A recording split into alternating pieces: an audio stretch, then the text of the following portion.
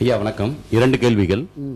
இன்றைக்கு தமிழக அரசியலில் டெமோக்ராட்டிக்கா இல்லைங்கிறது என்னோட கருத்து. ஏன்னா அரித்மெட்டிக் தான் பண்றாங்க. ஒவ்வொரு கட்சிக்கு இருக்க ஓட்டு சதவீதத்தை கூட்டிட்டு மக்களை முட்டாளாக்குறாங்கிறது என்னோட கருத்து. இதுக்கு வெளிநாட்டில் இருக்கிற மாதிரி ஒவ்வொரு கட்சிக்கும் கிடைக்கக்கூடிய ஓட்டுகளை வச்சு அவங்க எம்எல்ஏவோ எம்பியோ கொடுக்கலாம். இது நம்பர் 1. நம்பர் 2 பாத்தீங்கன்னா இன்னைக்கு சின்னங்களால சின்ன பின்னமாய் இருக்கிறது.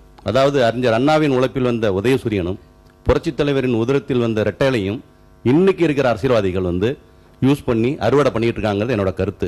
இதை ஒவ்வொரு எலெக்ஷன்லையும் வேட்பாளர்களுக்கு புதிதாக குலுக்கல் முறையில் எல்லாருக்குமே சின்னம் கொடுக்குற மாதிரி கொண்டு வரலாமா? அது குறித்து தங்களுடைய பதில் வேணும் சார். ரொம்ப அருமையான கேள்வி. இன்னைக்கு ஒரு தொகுதியில் ஒரு வேட்பாளர் போட்டியிடுகிறார். அவர் 60,000 வாக்குகள் பெற்று வெற்றி பெற்றவர் அறிவிக்கப்படுகிறார். அவர் ஒரு எம்எல்ஏ.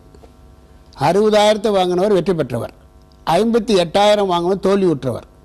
ஜனநாயக நாட்டில் அப்போ 58,000 பேர் வாக்கு போட்டாங்க. அவர்களெல்லாம் யார்? அவர்களுக்கு என்ன மரியாதை? சிந்திக்க வேண்டாமா?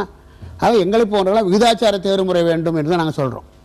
எவ்வளோ வாக்கு அந்த கட்சிக்கு வந்திருக்கோ அதுக்கு தகுந்த மாதிரி உங்களுக்கு அந்த சட்டமன்ற உறுப்பினர் கொடுங்கன்னு நாங்கள் சொல்கிறோம். நீங்கள் அருமையான கேள்வி. அப்படித்தான் இருக்கணும்.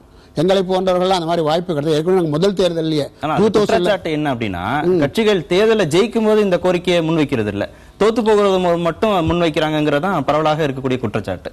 அதாவது அதுக்காக தான் சொல்றேன், நீங்க சரியான அரசியல்வாதிகளை உண்டாக்கவில்லை. தமிழ்நாட்டில் உண்டாக்கப்பட்ட அரசியல்வாதிகள் எல்லாம் திராவிட கட்சி மூலம் வந்த அரசியல்வாதி அத்தனை பேரும் சம்பாதிக்கிற நோக்கம்தான். இன்னைக்கு இவங்களை பார்த்தே அரசியலுக்கு வெறுத்து போறோம். அரசியலை பத்தி என்ன, நேற்று சைக்கிளில் போனால் இன்னைக்கு காரில் போகிறோம், அந்த மாதிரினா மக்கள் பார்க்கிறார்கள். அவங்களாம் ஒன்றும் கண்ணை மூடிக்கிட்டு போகல. ஆக இதனால ஒரு தவறான அரசியலுக்கு நாம் காரணமாக இருந்து விட்டோம்.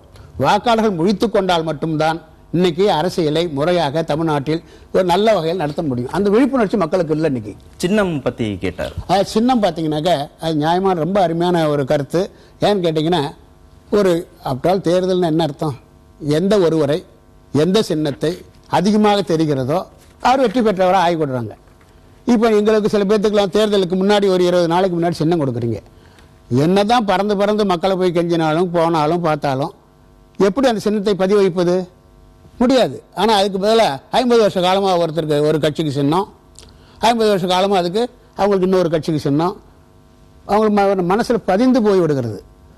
இறந்து போனால் கூட இருக்கிறத நினச்சிக்கிட்டு ஓட்டு போட்டுக்கிட்டு இருக்கிறான். அந்த மாதிரி நடந்துக்கிட்டு இருக்கு. ஆக இது ரெண்டுமே அருமையான கருத்து.